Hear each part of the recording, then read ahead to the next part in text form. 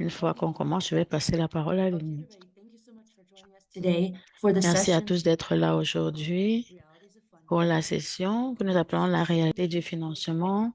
We're going to be speaking with Nous investors allons parler avec les who are making investisseurs an aujourd'hui. investment. Nous allons This session parler is des dedicated investissements. Alors, c'est une to session our inoubliable pour vous. Très panelists. contente de vous avoir à So I'll bord. turn it over to Et je pense Winnie qu'à ce niveau, je vais passer la parole à Luni qui va faciliter cette session. Merci à tous. Je pense que ce sera plus un échange. Il y aura juste quelques diapositives. Je ne peux pas parler sans diapositive. Et il y a Rebecca Mincy, notre intervenante très spéciale. Et nous allons commencer par une intro. Rebecca. Allô, bonjour à tous. Je suis Rebecca, directrice en investissement. Oui, à 50 milliards de dollars de financement. Nous investissons dans l'agriculture smart, dans le domaine écologique. Nous appuyons les entreprises. Nous sommes un nouveau fonds. Nous avons commencé en 2018 et nous avons commencé à nous déployer en 2020 en plein COVID. Et jusqu'ici, nous avons fait beaucoup d'investissements et je suis très contente de vous avoir ici et partager avec vous tout ce que je sais. Alors, merci de m'avoir invité. Alors, vous n'êtes pas avant notre fonds, mon fonds, qui est le fonds d'agriculture, et Acme investit dans plusieurs entreprises et l'Acme a des investissements à haut risque et nous aidons véritablement le secteur au niveau de la transformation et j'y travaille beaucoup. Alors, merci. Et si tous les entrepreneurs me connaissent ici, je suis aussi un investisseur. Si vous ne le savez pas, je pense que je m'étais présenté là pendant la première semaine. Je travaille au réseau du Fledge Accelerator, c'est-à-dire un réseau d'accélérateurs des entreprises. Nous avons des programmes dans 8 villes et mon fonds a investi dans 105 entreprises dans 40 pays à travers le monde et près de 3 douzaines en Afrique. Et pendant la pandémie, je travaillais avec Africa Eats et c'est une entreprise en investissement aussi. Cela signifie que nous investissons dans des entreprises précises. Alors, nous n'investissons pas dans les entreprises en essayant de réduire leur position. 10 années plus tard, non, telles que les acquisitions aussi. Nous avons des douzaines d'entreprises où nous investissons. C'est un modèle très étrange. Alors, toutes ces entreprises ont été incluses grâce au programme Fletch tel que celui-ci. Je vois que Reka est déjà présente. Alors, nous allons également l'inviter et puis elle va nous parler de son background et dans quelles entreprises elle investit. Merci, Loni. Bonjour à tout le monde. Bon après-midi. Je suis Rekia Foudel. Je suis partenaire en management du Barcafond et j'aimerais être Loni. Ah, c'est ma présentation. Non, je suis du Niger, Afrique de l'Ouest, mais j'ai grandi aux États-Unis. Je suis à New York pour le moment. Je travaille dans Corporate Finance et j'ai eu l'opportunité de vivre au Niger où j'aide le gouvernement à collecté des fonds. Et cela me permet aussi d'observer l'écosystème des entreprises dirigées par des jeunes hommes ou femmes comme vous qui ont besoin de financement mais n'avaient pas pu avoir accès aux fonds. Le Niger est francophone, alors il y a véritablement une barrière linguistique en fait, et pas seulement barrière linguistique, mais également une barrière même entrepreneuriale parce que pour la plupart de ces entrepreneurs, ils ne pouvaient pas avoir accès aux fonds à cause de ce déficit en langage commercial comparativement à l'Afrique anglophone. Et lorsque nous avons commencé là-bas, nous devions nous rassurer de bâtir notre écosystème, de nous faire un nom dans l'écosystème. Alors, nous n'avons pas commencé la collecte des fonds directement. Nous avons essayé de construire d'abord le réseau et nous avons eu la chance de rencontrer Amanda, son équipe avec le Land Accelerator en 2021 et l'ONI. Et voilà pourquoi je vous dis que j'aimerais être l'ONI. Et finalement, nous travaillons avec le Land Accelerator comme le partenaire investissement pour les pays francophones parce que nous parlons la langue et nous pouvons bien traduire et nous apportons notre soutien aux formations données par l'ONU. Très content d'être ici. Et voilà notre voyage depuis 2021. Nous travaillons avec euh, les diplômés de Land Accelerator. Nous étions à Kigali, au Kigali, Malawi, et je suis très contente d'être ici pour partager quelques-unes de nos leçons et aider nos amis francophones véritablement à comprendre ce que l'ONU essaie de dire à vous tous, entrepreneurs. Je me rappelle lorsque je venais de rencontrer l'ONU, j'ai dit pourquoi est-ce que vous n'investissez pas en Afrique francophone? Il a dit, ah, je ne parle pas français, moi j'aime parler avec mes entrepreneurs, j'aimerais les comprendre et tout et tout. Alors, oui, il a été au Kenya, à Nairobi, mais il n'a pas été en Afrique francophone. Alors, nous aimerons que cela puisse marcher et qu'il puisse travailler aussi avec les pays francophones. Alors, très contente d'être ici. Alors, Rebecca, vos investissements, nous sommes sponsorisés par ACME, nous avons un financement et nous avons besoin de commissions. Alors, pour investir au Kenya, Ouganda, Nigeria, Ghana. Et nous avons la mission également d'investir en Tanzanie, en Côte d'Ivoire. Mais ce qui est intéressant est que notre investissement est pour les entreprises qui ont des activités déjà dans 6 pays. Nous sommes dans l'Afrique de l'Ouest, comme par exemple, je dirais, le Togo et Saint-Servi. Et voilà, nous y travaillons. Et mais nous travaillons aussi en Éthiopie, au Rwanda, bientôt au Malawi. Je pense que nous n'avons que la permission d'investir dans quelques pays à cause de notre portfolio. Nous sommes plus en Afrique de l'Est, en Afrique de l'Ouest, mais je pense que cela a commencé au Canada, votre plus grand marché. Et pour les entrepreneurs, lorsque nous organisons ce programme, nous avons beaucoup de demandes de postulants venant du Kenya, le Nigeria, la plus grande économie, la plus grande population. Mais nous avons beaucoup de postulants du Kenya, du Nigeria, l'Ouganda, la Tanzanie, le Rwanda.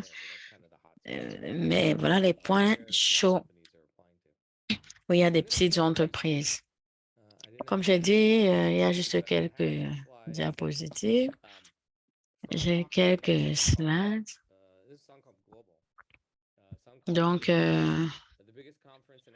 Suncorp, c'est la plus grande conférence en Afrique pour l'investissement d'impact. Et j'ai parlé un peu du milieu manquant. Et d'autres investisseurs peuvent secouer la tête, sachant ce que c'est.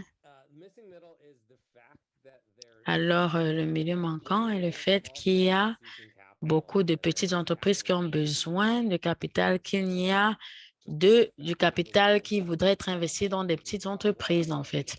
Alors, nous nous demandons pourquoi est-ce que c'est le cas et il faudrait pouvoir régler cette situation. Et voilà pourquoi le fonds de Rebecca, pour Rebecca et le mien, aide à combler ce vide. Et pourquoi est-ce que cela existe, en fait? Il faudrait comprendre comment est-ce que le capital marche et comment il ne vous cherche pas, en fait. Et donc, c'est ça la réalité du financement. Je parle de la frustration de pouvoir susciter un capital. Toutes les entreprises ici sont les petites et moyennes entreprises, contrairement aux grandes startups. Alors, si vous regardez aux grandes lignes, quel était le chiffre l'année dernière en Afrique? Je pense qu'en 2020, je crois qu'on était à 5 milliards de dollars. L'année dernière, c'était 5,2 millions de dollars. Alors, si vous allez sur Google Venture Capital, vous allez voir 5,2 milliards. Personne ne sait exactement, on ne peut pas facilement faire le suivi. C'est un chiffre élevé et cela ne nous permet, il n'y a pas une partie de cela qui a été investie dans les petits PME. Alors voilà dans le capital qui est recherché, recherche des opportunités à, à des milliards de dollars. Dans le capital de risque cherche les opportunités d'une valeur de multimilliards de dollars qui ont un modèle de croissance très rapide. Donc, il faudrait que vous ayez peut-être 1 million de dollars de chiffre d'affaires et que vous ayez d'un demi-million, 1,5 million et ainsi de suite. Dans un modèle de croissance très rapide, bien sûr, ils aimeraient avoir une très bonne équipe d'exécution. Nous leur avons parlé, nous avons demandé ce qu'ils recherchent. Ils disent qu'ils veulent une bonne équipe, équipe. Et généralement, il y a deux autres points qu'ils ont dans leur paradigme. Et je le sais parce que je travaille avec de pareilles entreprises et parfois, je prêtais de l'argent des capitalistes, de ces capitalistes. Alors, voici un autre point important pour les entrepreneurs. Et l'autre point est que généralement, pour les fonds, vous pouvez avoir des fonds de 20 milliards de dollars ou plus. Beaucoup d'argent. Et ils doivent dépenser ces fonds. Alors, pour leur business model, ils ne vont faire que 20 investissements, comme le fonds de Rebecca, c'est un fonds d'impact. Peu importe la taille du fonds, si vous allez en Californie, vous demandez à 10 d'entre eux, alors combien d'investissements ferez-vous? Ils diront 20 investissements, par exemple. Alors, ils doivent dépenser le 20e de leurs finances sur des investissements. Alors, ils ont besoin de trouver des entreprises qui ont besoin de forts montants, sinon ils ne pourront pas investir dans cette entreprise parce qu'ils ne pourront pas utiliser une bonne partie de la capitale et ils sont payés dépendant du montant qu'ils ont pu donner. Alors, ils doivent pouvoir trouver des entreprises qui ont besoin de capital à risque.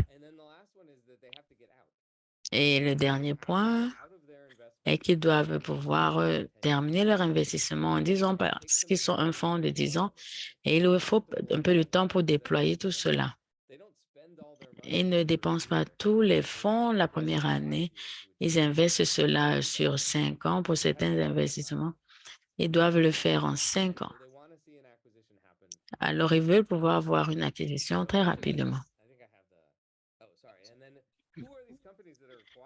Quelles sont donc ces entreprises qui s'occupent de l'acquisition? Et non, jamais, parce que s'ils le faisaient, vous comprendrez tout ce qui se passe derrière le voile. Alors, quelles sont les entreprises donc, qui acquièrent dans ces fonds? Ce sont les entreprises qui ont le capital de risque, qui avaient eu le capital de risque il y a de cela 2, 3 4 générations.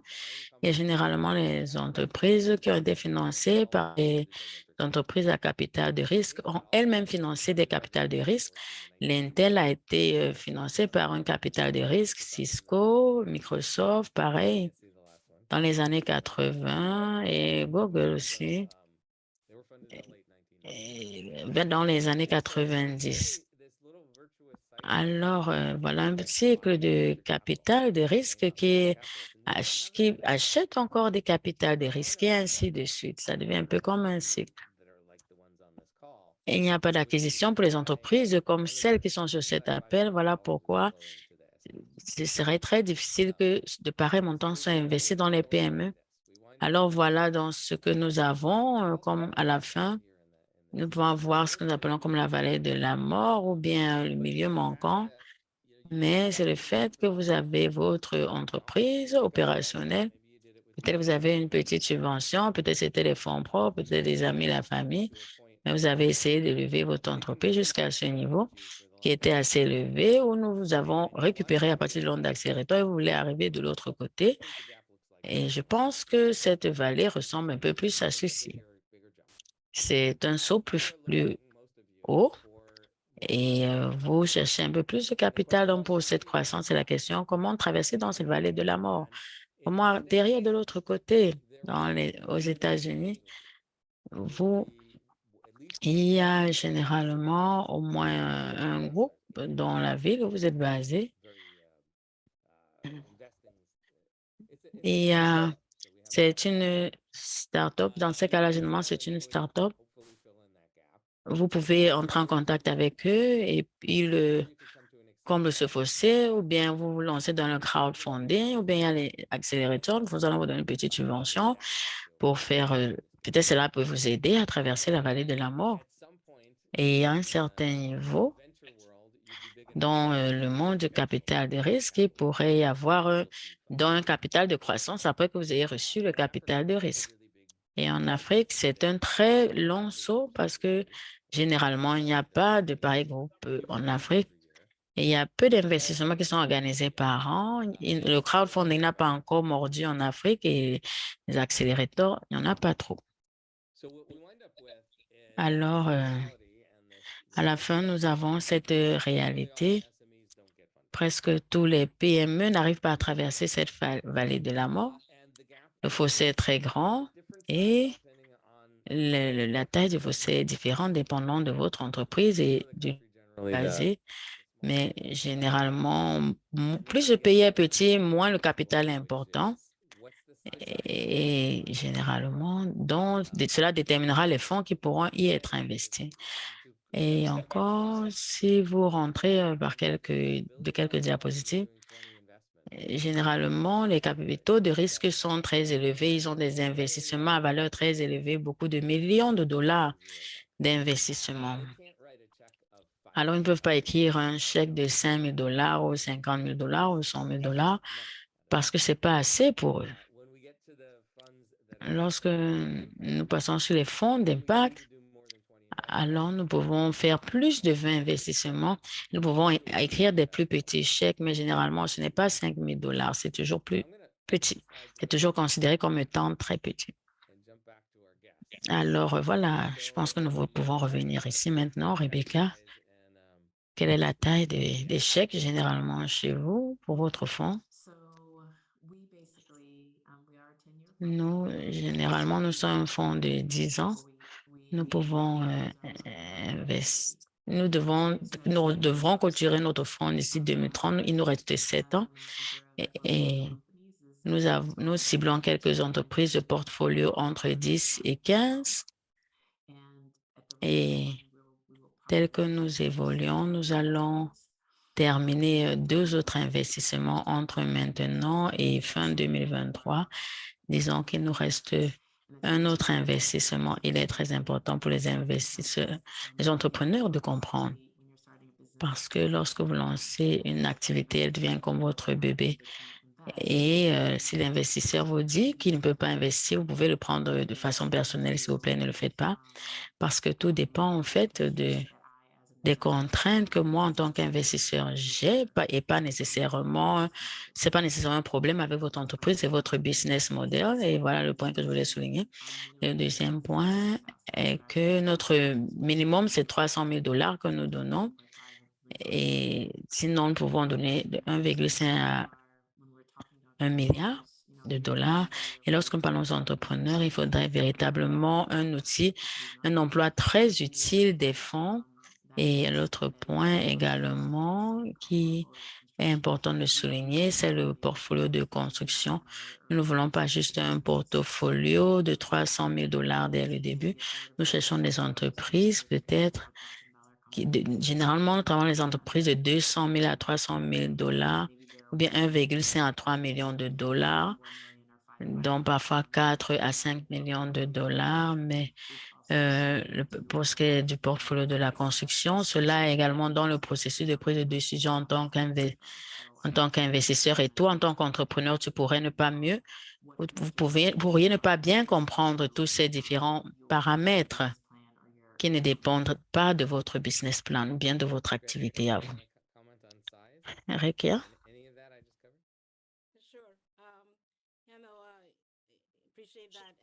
Oui, merci.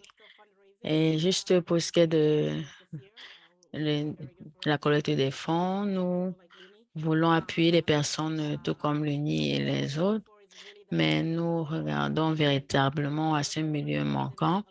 Rebecca a un point important. Nous voulons avoir un portfolio d'un demi-million de dollars en termes d'investissement d'entreprise. Alors, lorsque je vois les Africains, surtout au niveau de l'agroforesterie, les ressources naturelles où nous travaillons et demandent des millions de dollars en termes de financement qu'il leur faut pour un début. Généralement, nous ne nous engageons pas. Nous voulons investir de 100 000 à 300 000 dollars, un demi-million maxi, et un demi-million serait un mélange de cela avec les fonds propres. Donc, parce que ces entreprises sont très petites et nous ne voulons pas vous donner un montant qui est 4 fois plus élevé que ce que vous gagnez déjà. Alors, pour ce qui est de la taille, nous pensons à un demi-million en termes d'investissement. Alors, je suis sûre qu'il y a 100 personnes ici. Ils ont tous entendu les mots de 1 million de dollars et demi-million de dollars. Ils sont très enthousiastes. Alors, quelle est donc la réalité? Combien pouvez-vous susciter pour votre... Look, I mean, it depends. And I think so Je many things. pense que l'important de garder à l'esprit combien vous aimeriez susciter comme montant, oui. Il y a, il y a le mot évaluation qui revient aussi parfois. Alors, vous voulez aussi penser à com- comment votre entreprise pourrait être vue ou valorisée par les investisseurs. Parfois, vous pouvez ne pas donner une valeur à votre activité, mais disons peut-être s'il s'agit de 5 millions de dollars, vous avez des plans, vous voulez étendre votre activité, vous avez acheté des équipements, vous avez dit qu'il vous faut un capital pour ce faire, mais si votre entreprise a une valeur de 10 millions, alors ces investisseurs ne peuvent que vous donner peut-être que la moitié parce qu'un investisseur ne peut pas venir euh, investir à plus de la moitié de votre activité. Alors, lorsque vous pensez à ce que vous voulez susciter, vous devez penser à l'évaluation, surtout s'il s'agit d'un investissement de fonds propres. C'est une conversation différente, mais lorsque nous parlons des, des equity, vous devez penser à tous ces termes différents. Il y a les equity. Je ne sais pas quel est le curriculum, je ne sais pas à quel mot vous avez été exposé, mais toutes ces informations, c'est très important. Alors, prenez un instant, s'il vous plaît, si vous pensez à la collecte des fonds, essayez de comprendre les différents moyens que les investisseurs pourraient utiliser pour investir dans votre activité et quels sont les meilleurs outils qu'ils pourraient utiliser pour investir dans votre activité, quelle que soit la taille, etc. Rekia, oui, vous voulez parler de l'évaluation?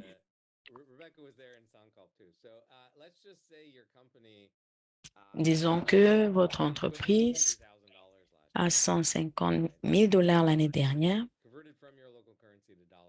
et convertissez cela en votre monnaie locale et vous avez besoin d'argent. Combien d'argent pouvez-vous avoir?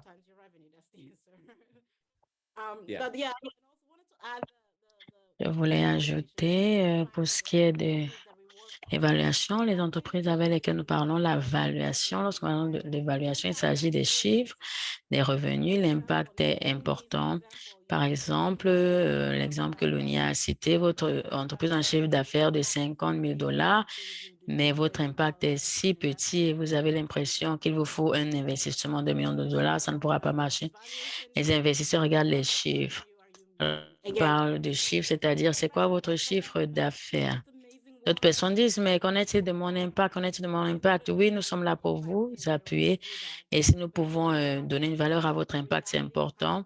Mais la réalité, ce que notre investisseur recherche lorsqu'ils investissent, c'est vos revenus. Quelle est la rentabilité de cette entreprise? Est-ce qu'ils sont viables? Je voulais juste ajouter ce point. Alors, pour les entrepreneurs, Il y a 3 différentes techniques de financement pour les PME. Les subventions, c'est le premier point. Alors, allez chercher un peu les subventions. Ce n'est pas un argent gratuit. Vous devrez le rembourser. Et c'est très intéressant lorsque cela est remboursé. Et le deuxième et plus populaire, c'est les dettes. Il y a beaucoup de fonds de dette que les fonds equity en Afrique, mais ce qui est, et Rika n'a pas souligné cela autant que je le voulais. La réalité pour le côté des dettes est qu'ils ne vous donneront pas plus que ce que vous avez eu comme chiffre d'affaires l'année dernière.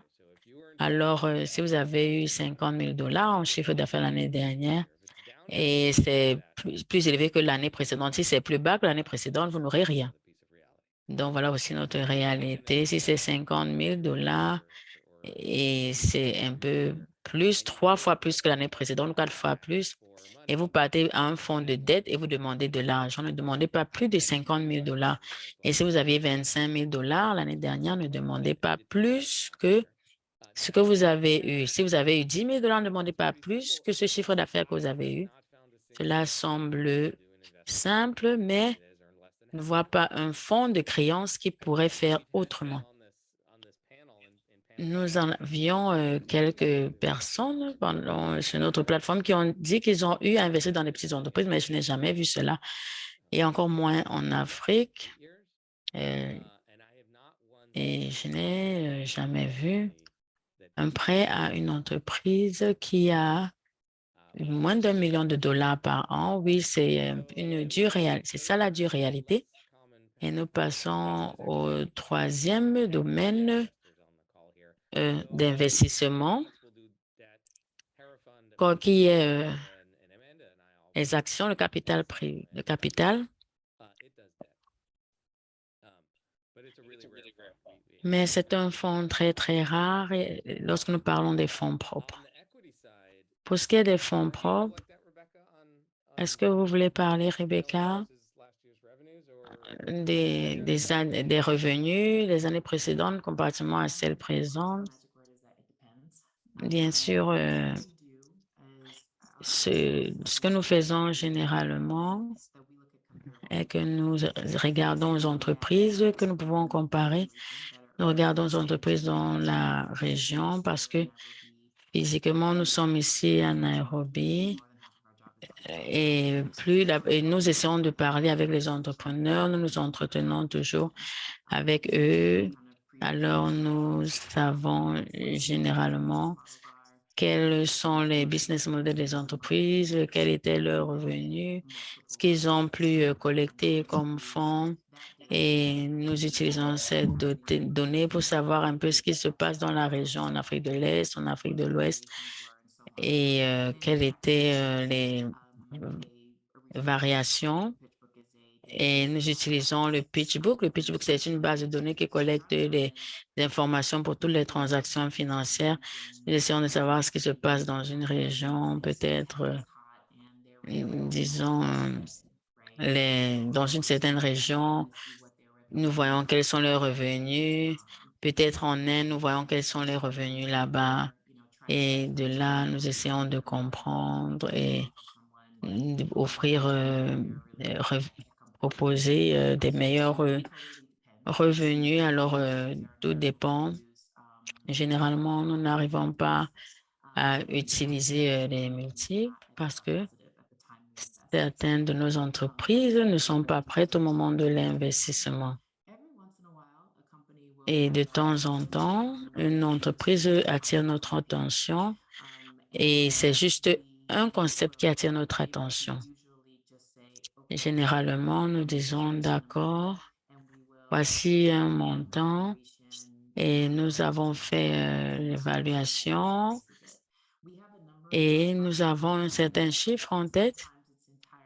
Et parfois, c'est inapproprié de mettre une valeur d'1 $ sur une entreprise. Si c'est encore trop tôt, nous ne pourrons pas évaluer la valeur de l'entreprise.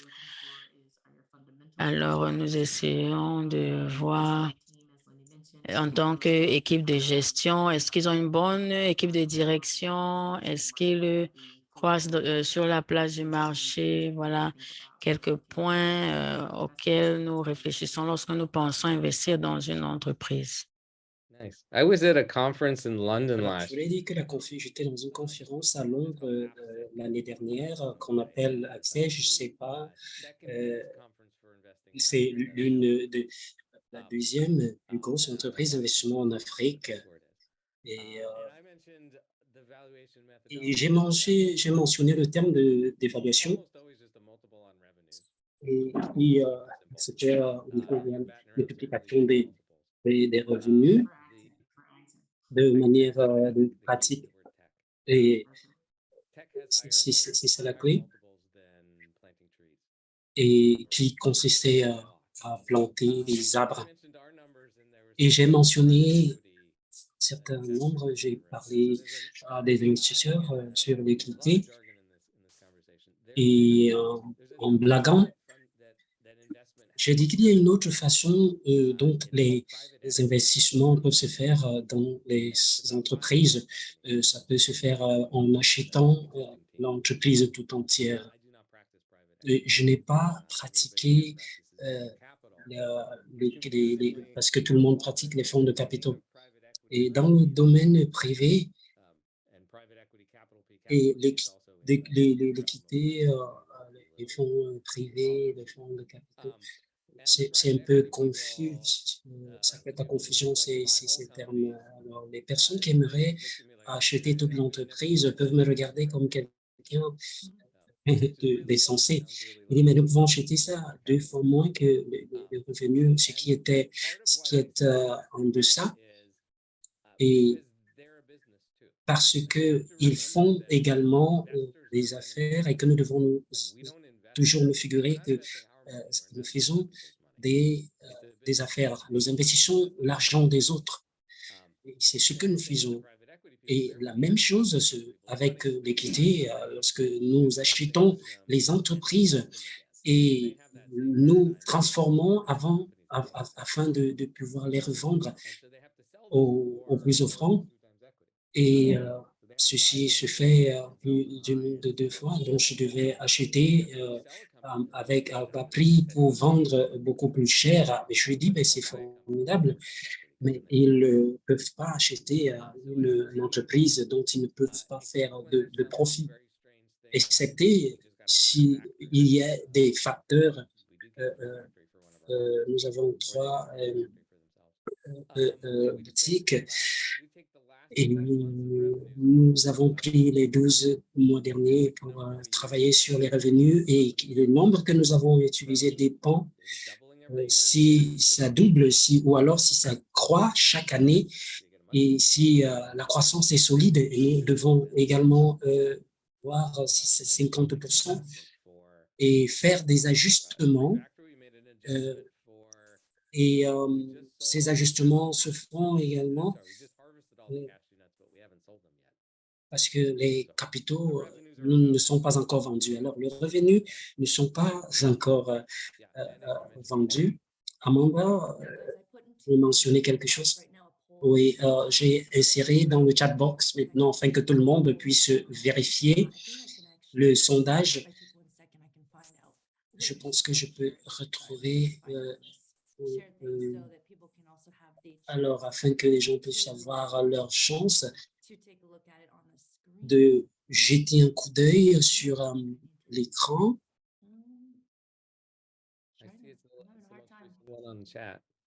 Je pense que ce serait mieux de mettre sur le chat. Oui, je crois que c'est bien de le mettre dans le chat. Voilà. Alors, je vous montre afin que vous puissiez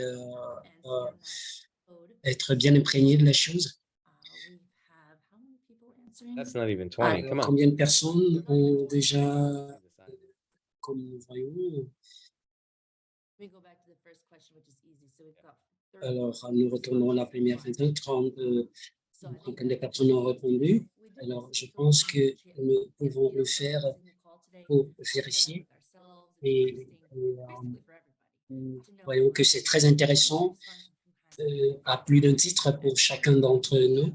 et les questions des personnes qui ont déjà levé des fonds, ceux qui veulent poser des questions, lever la main, ou alors partager une expérience, vous déposez dans le chat votre préoccupation, et, ou alors scanner le code QR et être faire partie de ceci. Bien, nous aurons la suite. Le prochain. Alors, j'ai demandé ceux qui ont déjà levé et quel type de fonds ils ont déjà eu jusqu'ici. Donc, vous voyez comment cela, vous voulez dire quelque chose? Et je pense que ça commence justement avec les subventions parce que vous voyez, les suivants, les derniers revenus annuels, vous voyez les petites subventions. On n'a pas cette façon d'avoir l'habilité de prendre plus de 10 000 données, donc, qui donnent des fonds presque gratuitement. Et c'est toujours bien d'avoir au-delà des subventions. C'est très important.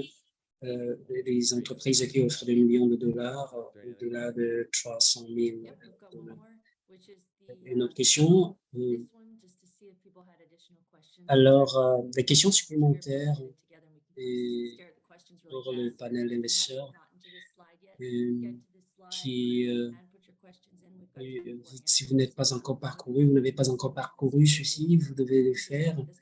Et ajouter une question, ce qui va rendre la discussion encore beaucoup plus intéressante. D'accord. Alors, peut-être que Rekia peut mettre le lien sur cela.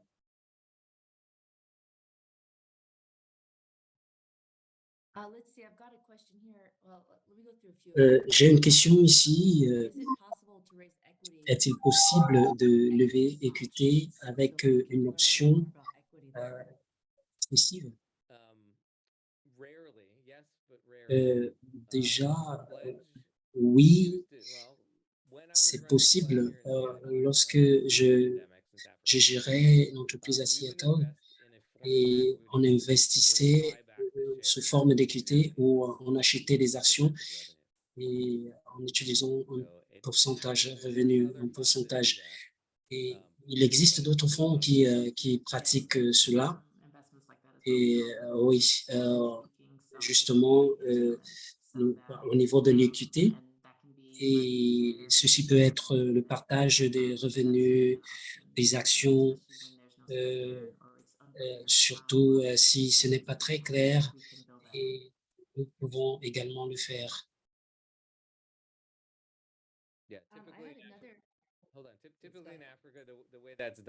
En Afrique, typiquement, ce qui se fait, c'est possible. Les entreprises donnent l'argent, les investisseurs donnent l'argent aux entreprises et les entreprises le leur rendent plus. Les investisseurs américains, c'est très risqué et les investisseurs à Madagascar demandent beaucoup. Est-ce que vous avez des conseils? Quelle est votre expérience pour nous aider les investisseurs dans ce sens-là? Je pense pas que ce soit trop risqué. Je pense que c'est pas seulement ça. Alors, encore, le conseil que je donnerais à cet investisseur, je vais partager un peu une histoire de la réalité du fonds ou ce que cela. Alors, l'année dernière en France, 3 personnes qui n'avaient pas de site web, pas de produits, pas de staff, et ils ont levé des fonds 1,3 million en 4 semaines. Et tout ceci, on en parle parce que c'est sur les médias et ne parlez pas à la presse, mais il y a de l'argent, les gars. Donc, ils ont pu lever cela, mais à cause de ce qu'ils étaient, 3 jeunes, jeunes personnes avec de grandes idées, de concepts de ce qu'ils voulaient réaliser. Et nous ne savons pas clairement, mais qui ils sont. Ils ont réussi à convaincre les investisseurs. Alors, et c'est là où je voudrais mettre l'accent pour lever des fonds, parce que vous finissez par avoir des fonds. C'est d'abord qui vous êtes, votre background et permettra de démontrer aux investisseurs de quoi vous êtes capable. Et je vais m'arrêter à ce niveau parce que je pense qu'il y a encore pour pouvoir creuser davantage, même au niveau de l'équité, il y a des questions des Africains qui s'inquiètent sur avoir des partenaires au niveau de l'équité. Mais il faut d'abord comprendre ce que cela signifie avoir des partenaires, pas seulement courir après de l'argent. Et quelquefois, il faudrait laisser aller, lâcher prise et bien développer sa stratégie. Et si vous demandez aux personnes d'investir afin de réaliser votre rêve, ces personnes doivent vous faire confiance, croire en vous afin de pouvoir injecter leur argent. Oui, c'est vrai. Nous investissons dans les entreprises à Madagascar et qui font dans le charbon. Et cette entreprise, nous avons fait l'équité avec eux. Et j'ai parlé à une de mes amies qui est aux États-Unis et qui avait des problèmes avec une entreprise à Madagascar. Et je pense qu'il faudrait essayer de déconstruire le risque un tout petit peu. Parce que quelle est la perception que l'on se fait de cet investissement qui peut être fait d'ailleurs? Le risque d'investir à Madagascar qui est masqué par un certain nombre de, de, de, de, de raisons et parce qu'il y a une sorte on essaie de couvrir les risques en essayant de comparer avec ce qui se passe aux États-Unis. Alors, il y a la protection des investisseurs.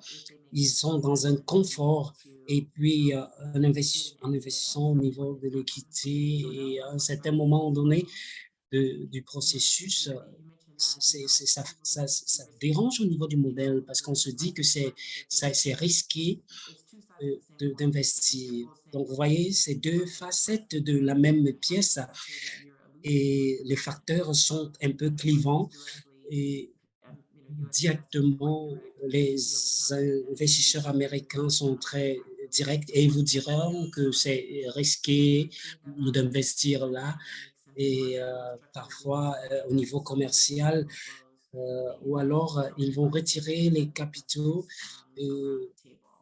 et essayer de mettre la question de l'investissement sur la table pour être débattue. Et je crois qu'il faudrait comprendre qu'il y a toujours des opportunités pour aller investir des États-Unis pour Madagascar. Quel pourcentage de votre investissement sont dirigés par les Européens, les Américains également? Donnez-moi une seconde que je puisse vérifier les chiffres et également si nous essayons de prendre le niveau de l'agriculture et en se focalisant, on peut dire qu'au niveau des fondateurs, et il y a une différence entre les locaux et les internationaux. Alors, il y a ceux qui achètent et ceux qui revendent. Et c'est très, très important de comprendre le contexte général et parce que qui reflète de manière habituelle les réalités du marché sur lequel c'est vrai que je ne voudrais pas avoir un exact chiffre. Je sais que c'est 50-50. Oui, oui, dans certains secteurs, c'est 50-50. Et ce qu'on fait généralement, c'est qu'en Afrique, c'est 100%. Donc, avec les revenus, les capitaux qui sont levés hors de l'Afrique. Merci. Amanda, une autre question? Oui. En effet, je suis en train de regarder dans le bloc et essayer que je puisse regarder.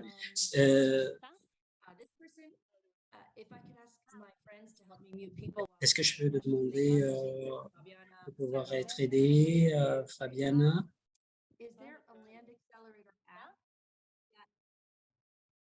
I don't even know where the person is. She needs to Yeah, be go ahead. muted. Okay, is there a land accelerator app? Est-ce que Land Accelerator, quel type de fonds est-ce qu'on recherche à Land Accelerator et qui permettent d'avoir des subventions? Ok, j'ai déjà eu cette conversation avec des diplômés de Land Accelerator.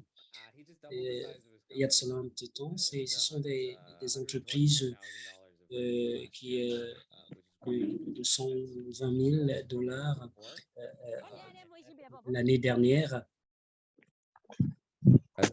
Sitting on mute. You can kick her out as well if she can't stay off the phone. We'll kick her Okay. out next time. So if that happens again, whoever keeps muting her, just kick her out. Thank you. Ok, Okay. donc si ça se produit encore, on va essayer. On a des petites perturbations. Alors, la cohorte de 2019, l'entreprise, comme un certain nombre de 20-25 000 $.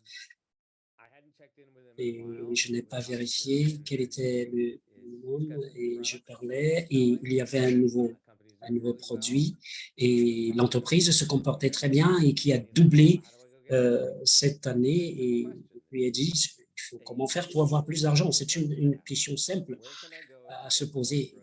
Comment faire pour avoir plus de revenus? Où vais-je regarder? Et puis, j'ai répondu, vous savez, c'est possible. Nous allons vous faire un autre chèque et ceci vous aidera dans les transactions que vous voulez faire. Et peut-être ce n'est pas la réponse à laquelle vous attendez, mais c'est la meilleure que nous puissions donner. 124 000 $, le nombre d'accélérateurs que peut donner. Et cette entreprise, pendant 18 mois, et peut-être après 18 mois, pourra faire un chèque. Peut-être oui et peut-être non. Donc, et il existe beaucoup d'entreprises qui le font au fil des années et au cours du processus. Et nous le faisons de manière beaucoup plus pour éviter qu'il y ait une certaine dépression. Et nous avons un fondateur qui a un nom, une réputation dans l'industrie et qui a travaillé avec mon entreprise pour 10 mois et qui ont envoyé des termes qui étaient vraiment ridicules, les termes pour l'emprunt qui étaient vraiment ridicules et parce que pour eux, personne ne pouvait accepter ces termes. Alors nous avons repousser l'offre. Alors, si vous changez ceci, des termes, nous pouvons revoir l'offre. Donc, et nous avons passé un autre mois à discuter et nous avons dit que si vous ne changez pas les termes, nous ne pouvons pas investir. Donc, il a fallu rechanger des choses et nous n'avons pas payé. Alors, de manière réaliste, vous devez trouver des moyens, une entreprise qui a un demi-million comme revenu, pouvoir et qui est en compétition avec d'autres entreprises. Vous devez également garder un œil ouvert sur des aspects comme les projets VC pour Africa et Land Accelerator. Je garde tout ceci.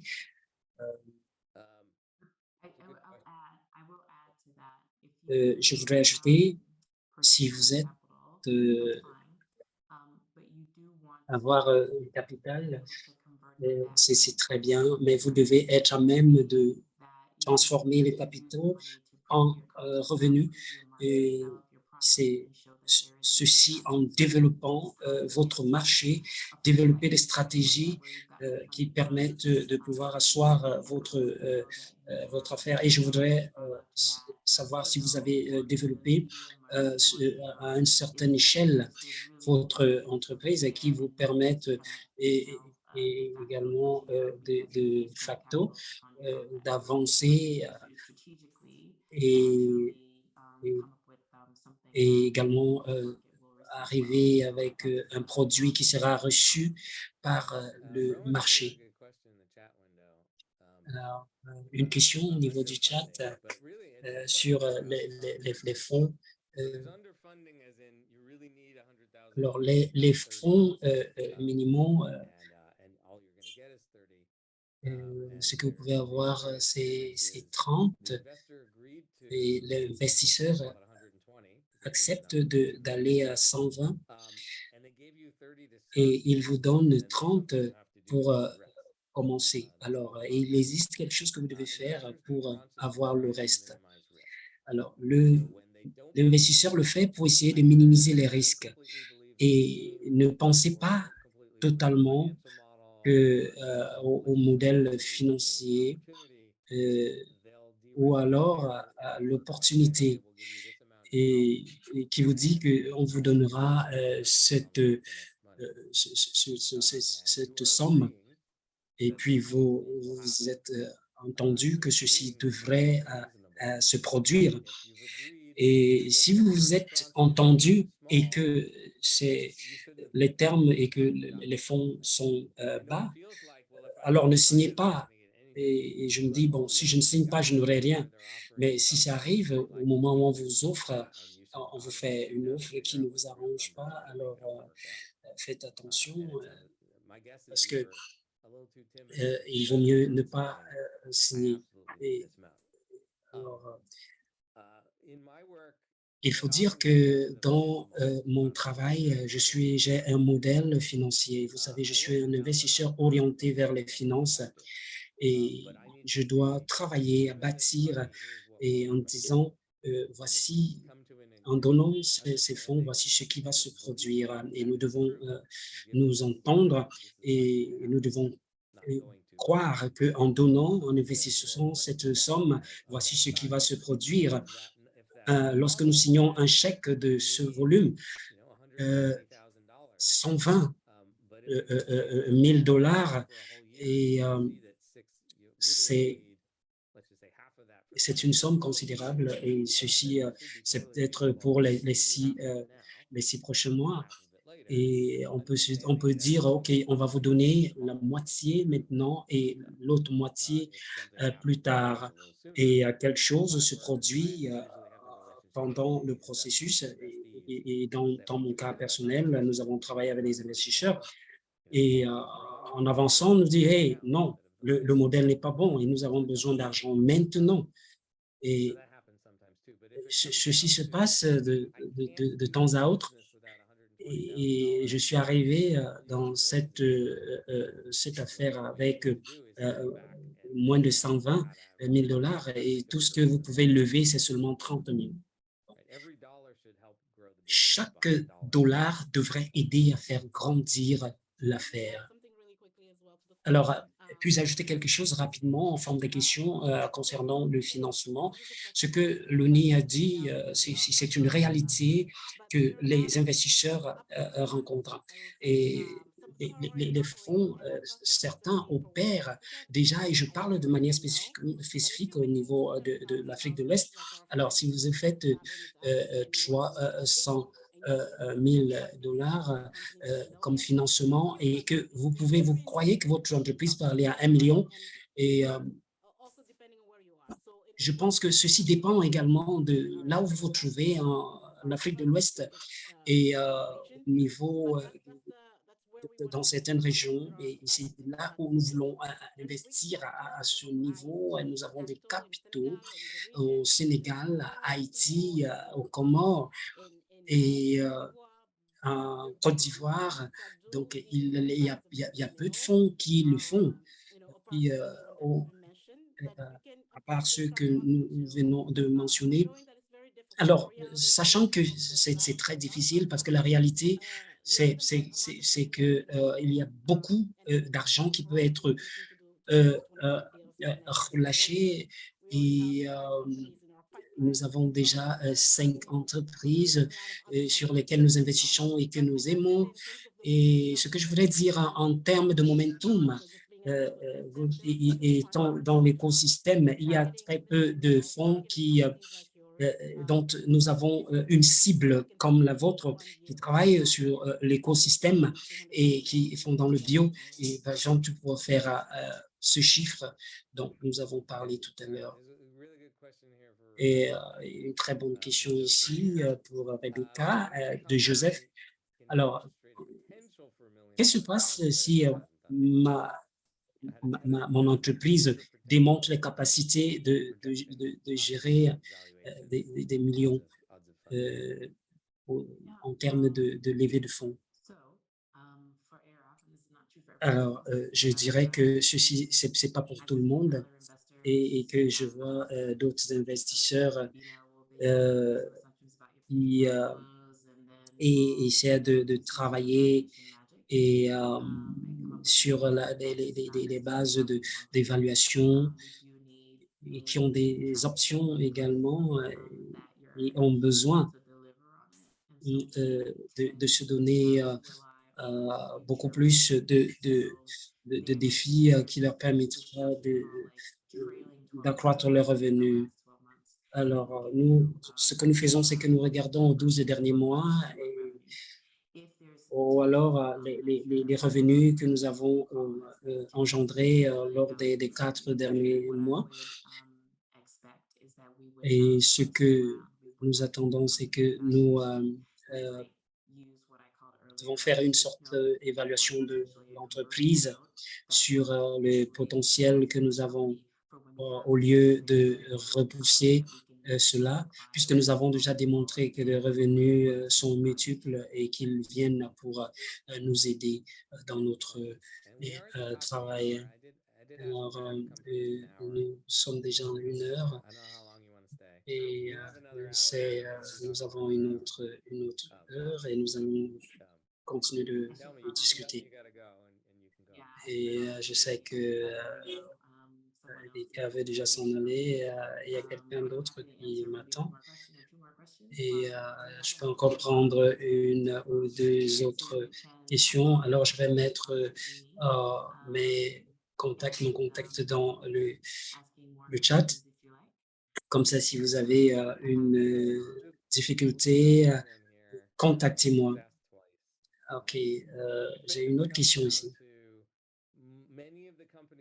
Alors, plusieurs entreprises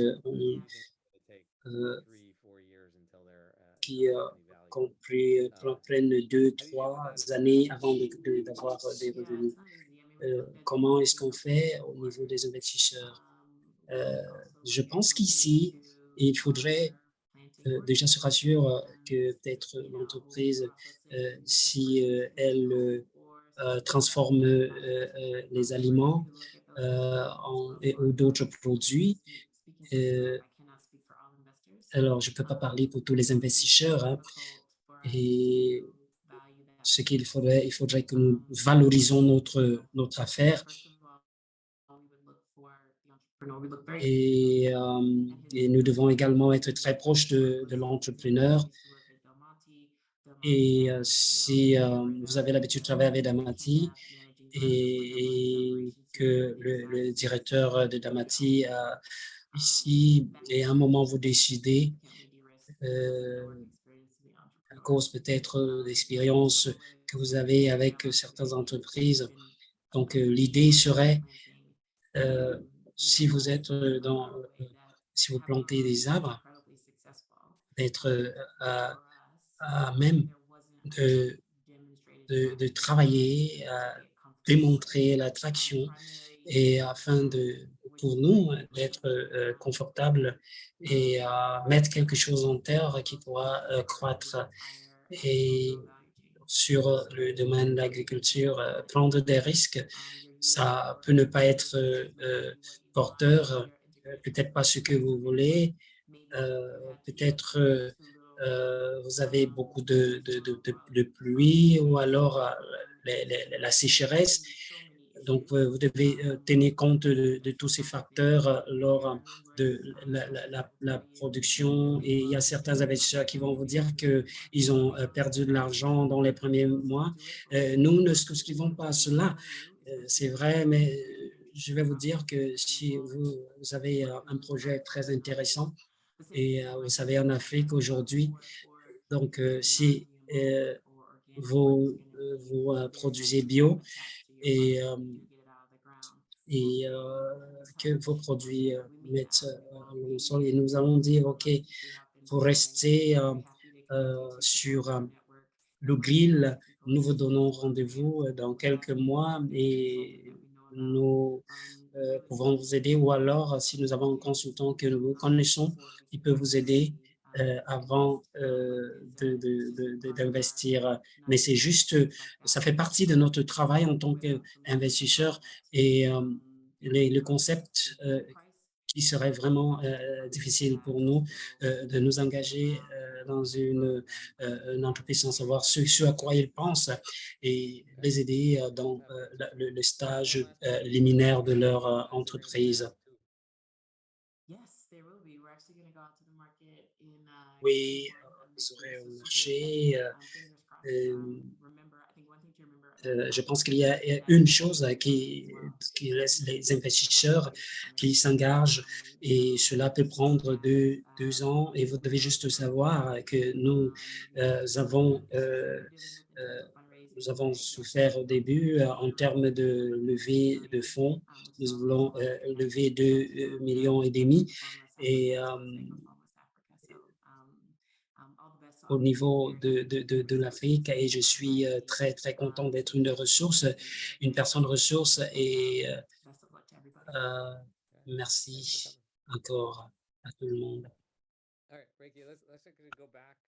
OK, Rekia, nous allons retourner aux questions pour ce qui est des activités qui se focalisent à planter les arbres. La bonne nouvelle est qu'il y a un mécanisme, une plateforme que nous avons à WREI avec l'UNI et les autres et nous avons pu financer et prendre le risque sur les organisations qui plantent les arbres. Je pense que le projet pilote en 2022 de Terraform, le financement qui avait été reçu par WREI et d'autres ONG internationales, s'adresse généralement aux ONG. Alors, l'ONU et son équipe ont pu convaincre ces personnes pour qu'un montant soit alloué pour les entreprises dans ce secteur qui ont besoin de financement qu'on pensait pouvoir ne pas être éligible parce que vous aviez besoin de prêts, mais pas de subventions. Nous avons 20 entreprises de 50 000 à 100 000 $. C'était ce qui avait été alloué. Alors, j'ai vu des personnes qui demandaient quel est le taux d'intérêt. Tout dépend de votre lieu de localisation. Si vous avez un Niger, si vous êtes au Niger, il vous faudra au moins 15%. Vous aurez 15% de taux d'intérêt. Donc, pour ce qui est du taux d'intérêt pour le prêt, alors Terraform offre le prêt à 8%. Et il y a un business model, celui que Rebecca vient de souligner, où il y a un élément d'accès au marché, aux cultivateurs en achetant le produit, en transformant et en vendant cela, que ce soit les noix macadamia, le moringa, ou bien les avocats, transformer cela en huile. Nous finançons de telles entreprises et aussi ceux qui font dans la pépinière, planter les arbres, également sont financés par Terraphone. Je pense que Terraphone a un montant limité de financement et voilà le problème que nous avons soulevé dès le départ. Dès qu'il n'y a pas assez de finances pour vous appuyer tous, c'est une compétition, même avec Terraphone, mais je pense que vous avez déjà, parce que vous faites partie du Land Accelerator, vous avez déjà un plus. Alors, vous avez un plus, vous avez un avantage. Alors, merci beaucoup d'avoir précisé les différents cas. La plupart des entreprises ici ne sont pas dans les bons lieux pour 2023. Peut-être si vous aviez reçu l'application de 2023, vous aviez été frustré.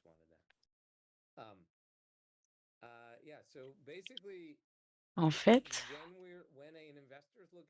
lorsqu'un investisseur regarde une entreprise, ce que vous devez comprendre aujourd'hui est que oui, nous voulons savoir quelle est votre direction, mais nous nous intéressons également à votre passé, ce que vous avez fait l'année dernière et qu'est-ce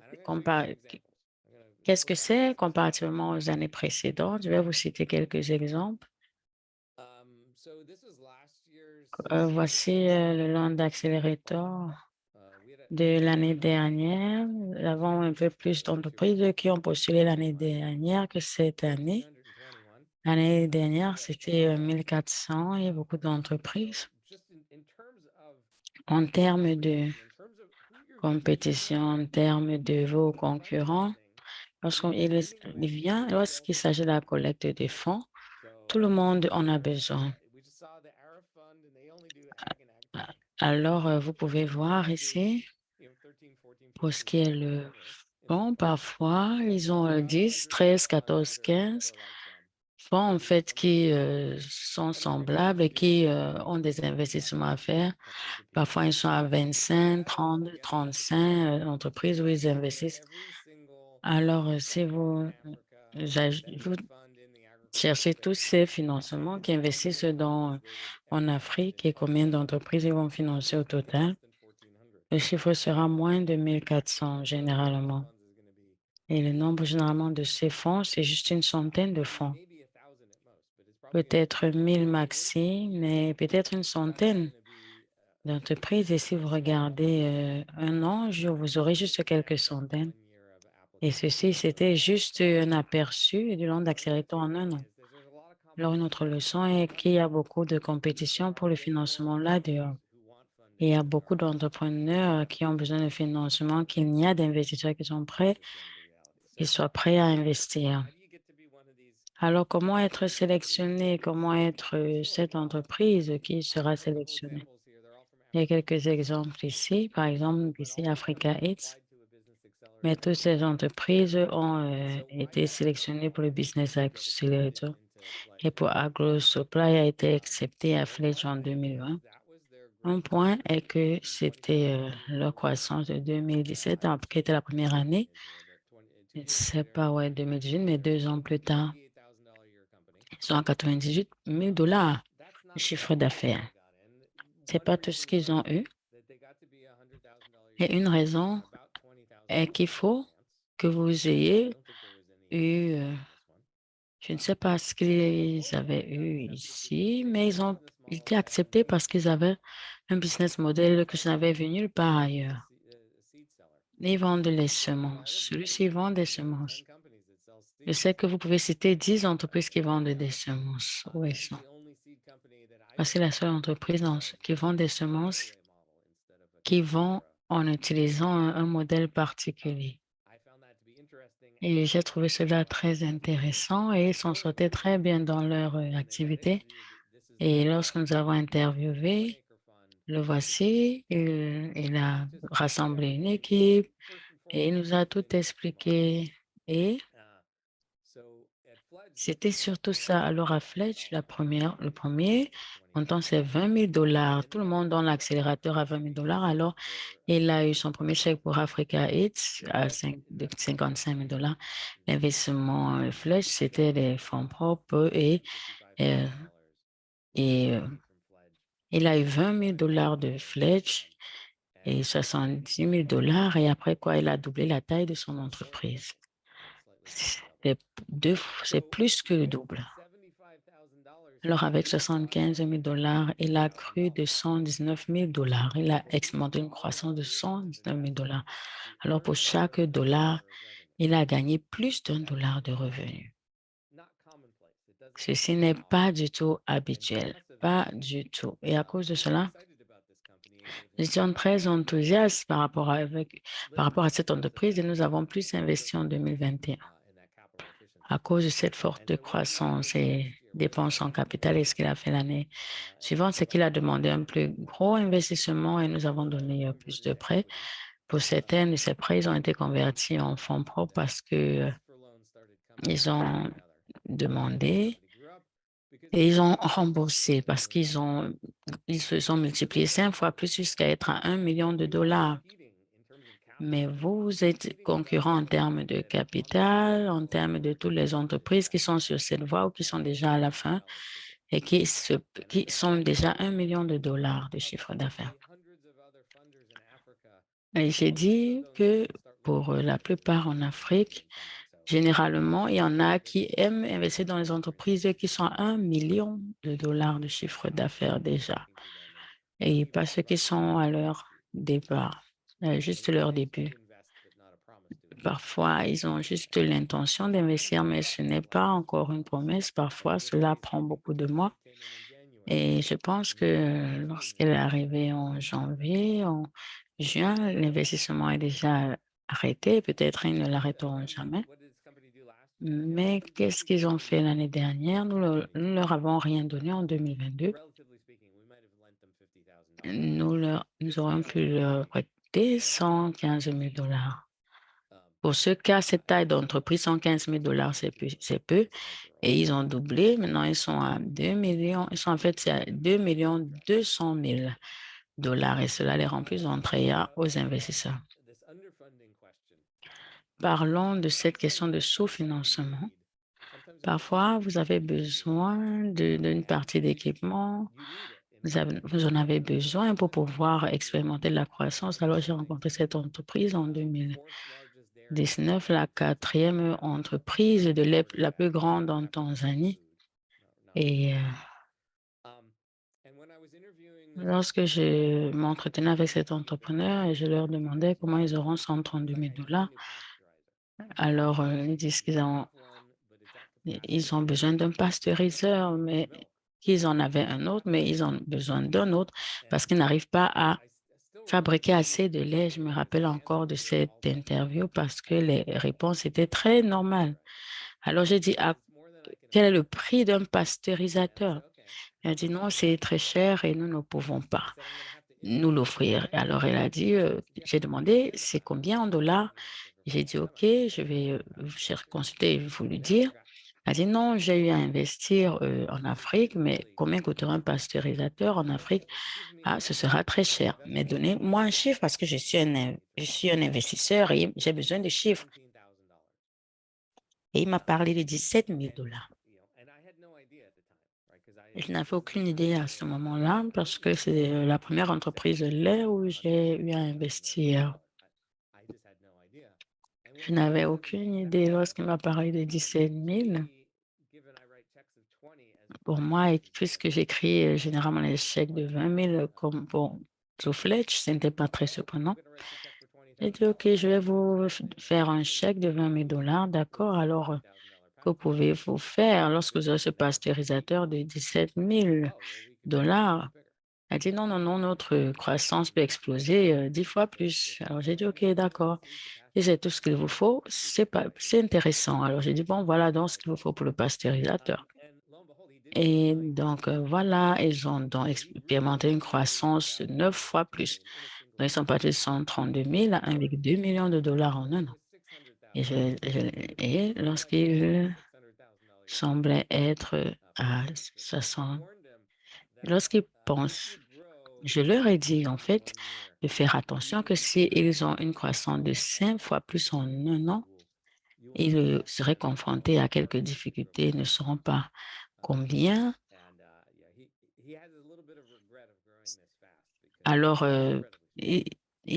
parce que, et justement, ils ont eu des difficultés à cause de cette croissance exponentielle, parce que cela s'accompagne généralement d'un stress.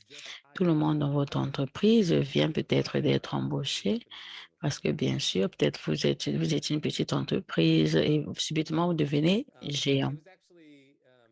Et donc, ça devait être en fait une entreprise de 6 à 7 milliards d'entreprises lorsque, en décembre, ils ont commencé à faire du yaourt, mais ils ont une bonne partie de leurs revenus en décembre et il n'a pas eu d'investissement l'année suivante. Il n'a reçu aucun investissement l'année suivante et il a eu 1,9 million de dollars l'année suivante. Et je ne sais pas ce qui se passe après.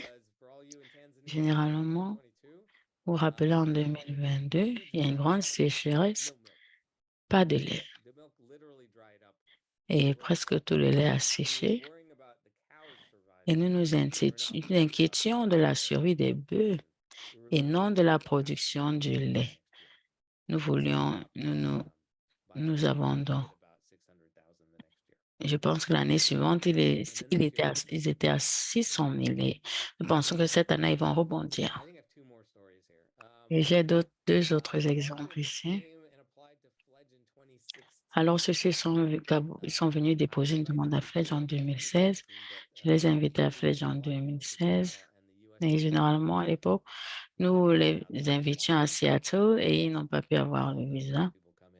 Alors, les États-Unis ne permettent pas aux gens d'entrer facilement. Alors, je les ai invités à Seattle en 2016, mais ils n'ont pas eu de visa. Alors, heureusement, j'avais un programme de Fledge au Pérou. Alors, le vol était du Rwanda à quelque part aux États-Unis, au Pérou. Alors, ils ont assisté au programme au Pérou. Nous leur avons donné 15 000 $ au Pérou. Donc, lorsqu'ils venaient, ils étaient deux entreprises, mais nous les avons rassemblées. C'est une entreprise qui fabrique, qui transforme la viande. Alors, ils écrasent en fait les animaux pour en faire des saucisses.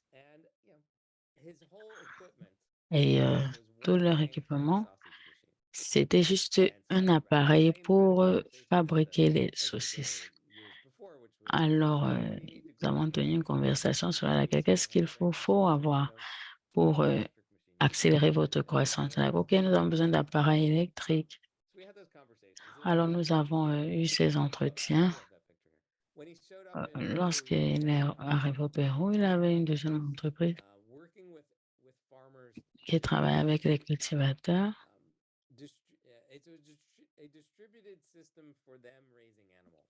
Pour qu'il y ait des systèmes pour l'élevage des animaux et pour que les cultivateurs puissent avoir de l'argent en élevant les animaux.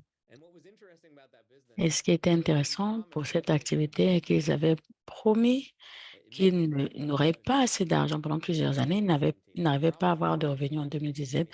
Ils avaient promis de n'avoir aucun revenu jusqu'en 2020 parce qu'il s'agissait d'augmenter le bétail et améliorer leurs aptitudes commerciales, également leur mode de vie. Et en 2022, ils ont pu multiplier en croissance. Investir 15 000 $, j'ai dit investissez ça comme vous le pouvez. Et ces deux entreprises combinées ont eu 600 000 $ en 2021, 1,4 million l'année dernière. Montant total de capital investi dans cette entreprise. Alors, pour plusieurs entreprises, à 65 000 $ de lait. Le total de toutes les sources Ils étaient à 65 000 $. Alors, pour le bétail, c'est un peu plus élevé. Et lorsque nous sommes arrivés à ce niveau en 2021, ils étaient déjà près plus de 100 000 $ de flèches et d'Africa Eats. Alors, une centaine de milliers de dollars permis d'équilibrer une entreprise qui avait un chiffre de près de 700 000 $. Alors, les entreprises généralement sont très enthousiastes par rapport à cela. Donc, le chiffre d'affaires s'est élevé à 1,4 million de $. Comment est-ce que les entreprises dans cet appel se rendent compte que pour expérimenter cette croissance, il leur faut des investissements? Comment pourront-ils être véritablement efficaces en capital? C'est une bonne question.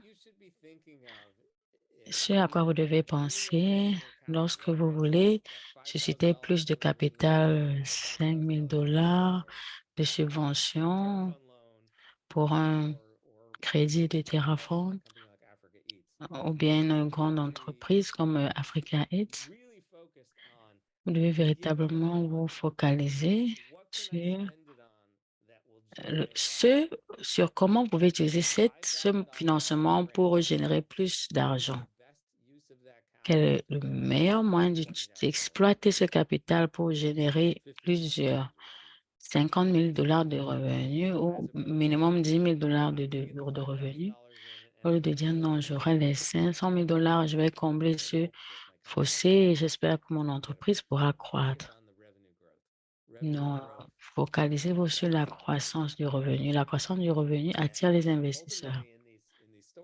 Et dans ces histoires, généralement, ces entrepreneurs sont si focalisés sur la croissance des revenus que finalement, ils se retrouvent à financer les difficultés, non? Et ils ne réfléchissent plus à la taille de cette entreprise lorsqu'elle était plus petite. Ils pensent seulement à ce moment où le chiffre d'affaires de l'entreprise a augmenté. Alors, je focalisais sur comment vendre le prochain produit, avoir le prochain cultivateur et à partir de cela, continuer de travailler, faire grandir leur entreprise. Et je pense que la dernière histoire que j'ai ici, c'est East Africa Fruits. Moi et Rebecca, nous avons travaillé ici, nous avons investi ici. Et que fait cette entreprise? Je les ai rencontrés à la fin de la première année. C'est un agrégateur de fruits et de légumes.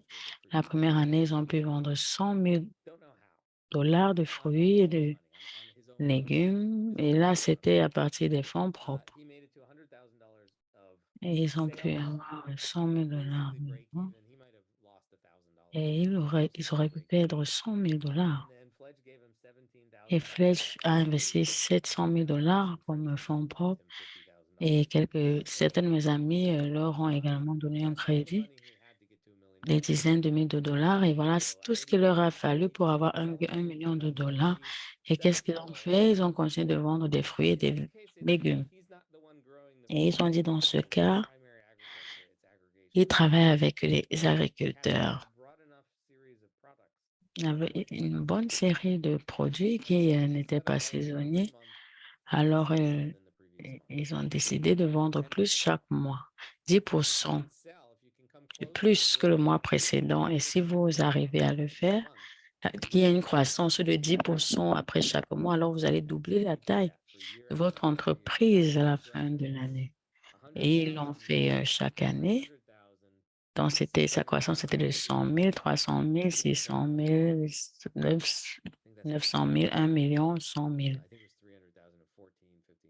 Je crois qu'il y avait une évolution de 300 000 après chaque année. 100 000, 300 000, 100 000, 1 million, 100 000.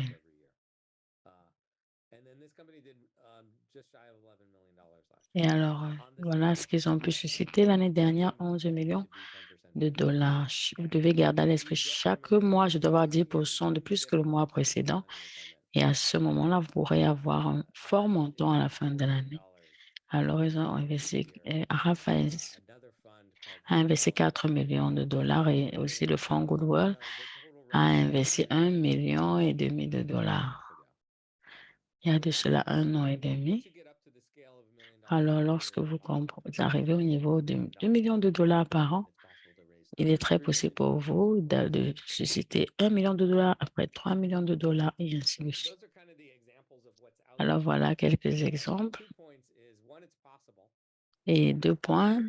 1, c'est possible d'avoir une petite entreprise et 5 ans plus tard, vous retrouvez avec une plus grande entreprise et en utilisant peu d'argent. Et il y a des entreprises qui le font et vous êtes leurs concurrents. C'est une réalité très difficile, une période difficile à avaler parce que plusieurs ont 10 000 dollars par an. Alors, comment pouvez-vous avoir 50, 100 dollars par an pour avoir un meilleur investissement? Lorsque vous aurez cette subvention, vous devez essayer de comprendre comment est-ce que nous avons pu tripler ceci. Et je n'ai pas la réponse pour vous. Vous devrez trouver la réponse par vous-même. Chaque entreprise est différente.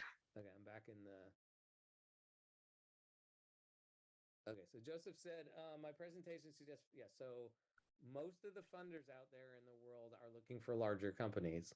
Alors, pour la plupart des investisseurs, ils cherchent les plus grandes entreprises. Et voilà pourquoi Ricky voudrait devenir l'ONU.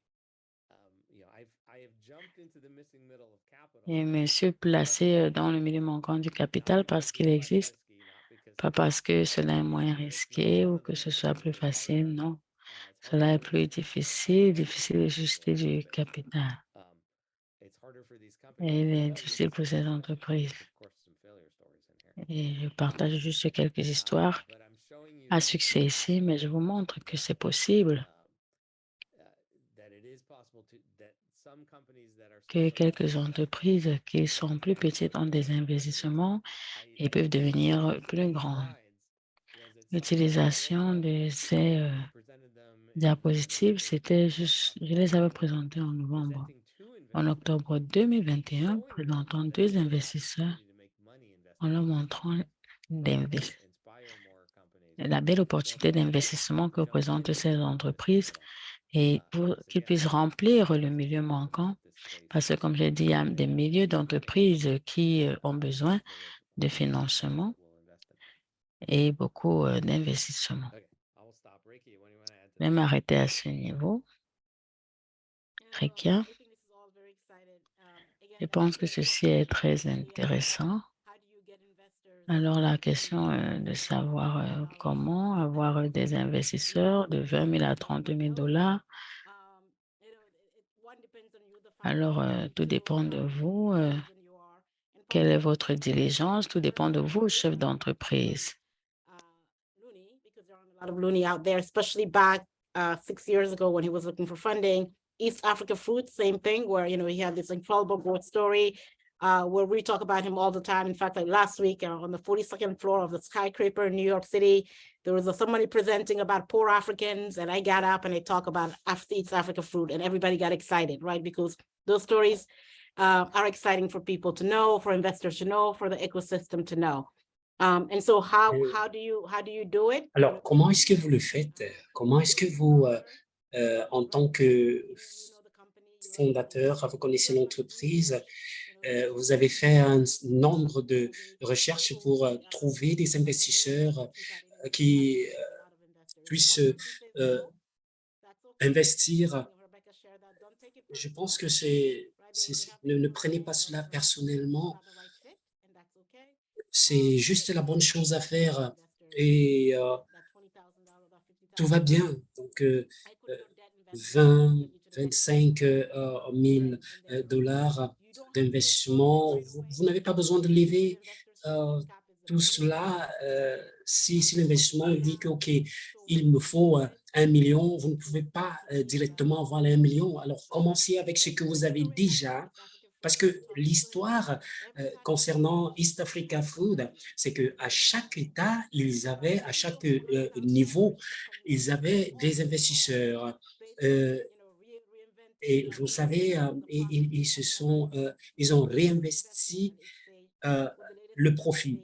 Alors, la croissance part de l'investissement. Et à chaque étape, vous avez plus d'investissement et c'est pour cela que les investisseurs vous accompagnent et c'est une relation à long terme et peut-être sur 10 ans et parce que c'est un partenariat à long terme qui vous permettra de continuer de croître votre entreprise et vous allez avoir plus de capitaux, de fonds de capitaux, vous allez avoir plus de visibilité, plus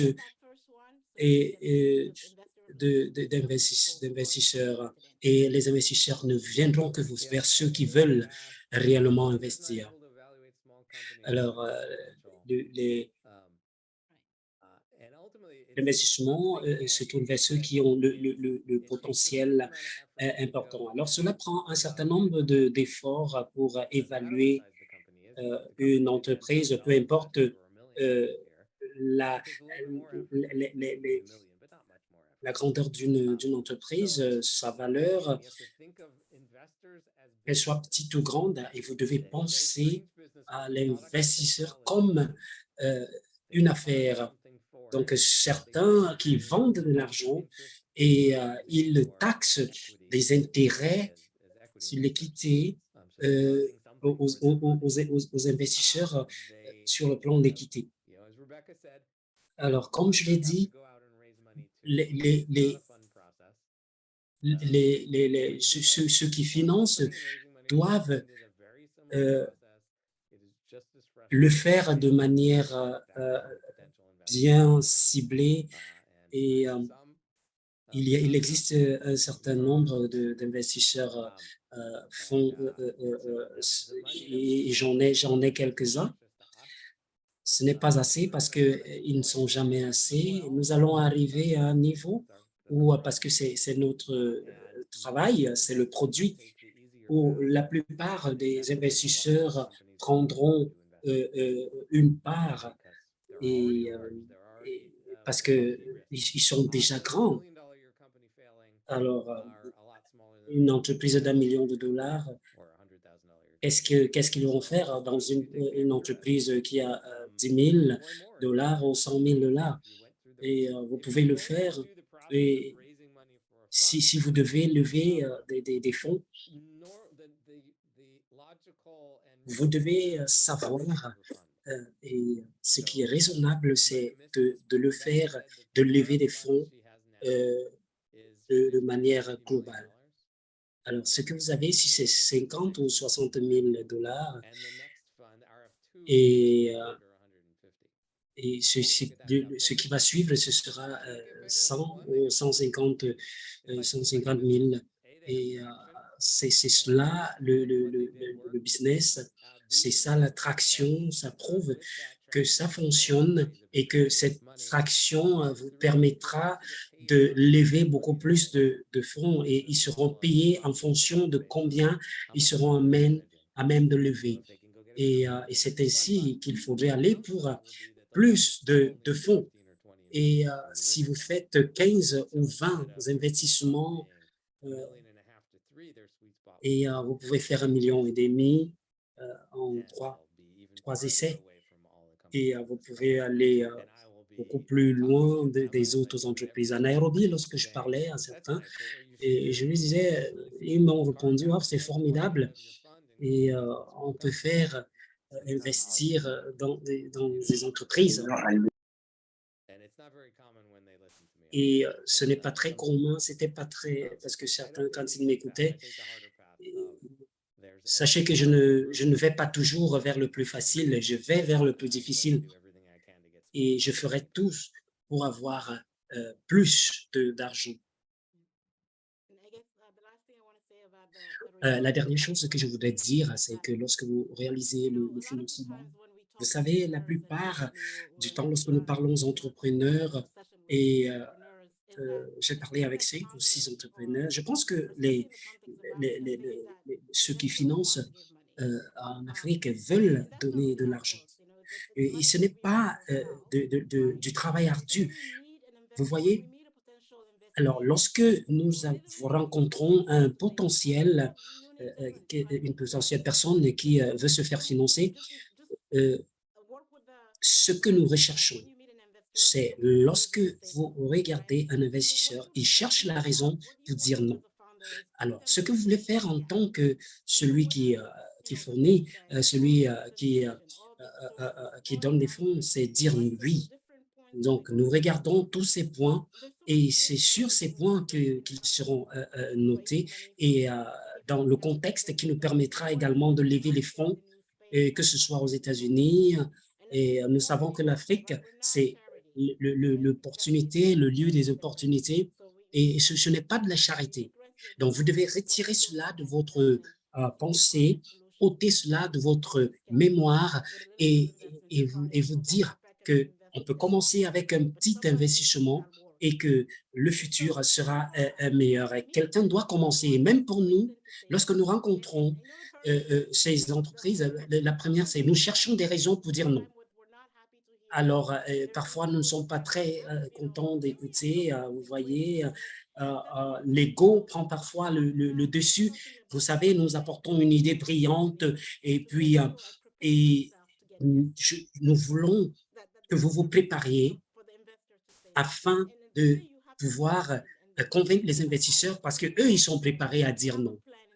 Donc, ayez un plan, mettez une stratégie sur pied, sinon cela ne se passera pas.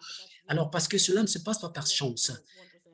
Donc, le pourcentage est très minime et si vous voulez vraiment être financé, vous devez convaincre les investisseurs ou les partenaires ou alors des personnes qui n'ont même pas envie d'investir, de dire oui à ce que vous faites. Alors, juste pour impacter que l'affaire que vous faites, qu'ils puissent comprendre ce que vous faites afin d'entrer dans votre vision et de les stimuler à vous dire oui. Alors, ils diront certainement oui, ils diront certainement non, mais vous devez leur donner des raisons. Et cela prend beaucoup de temps. Et pour le faire, si vous voulez vraiment investir, ils sont prêts à vous soutenir.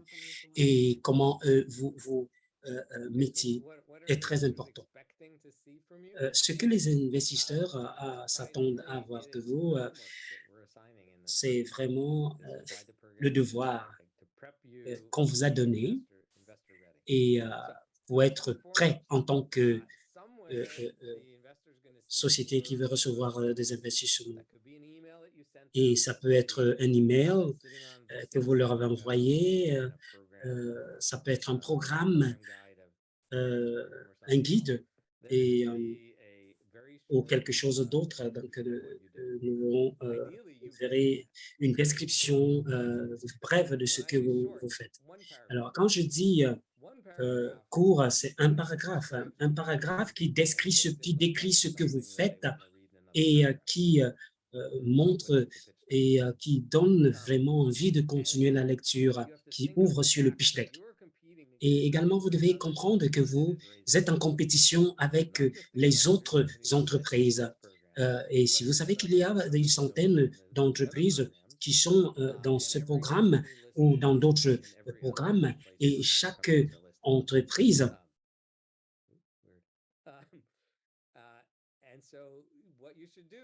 alors, ce que vous devez faire, c'est essayer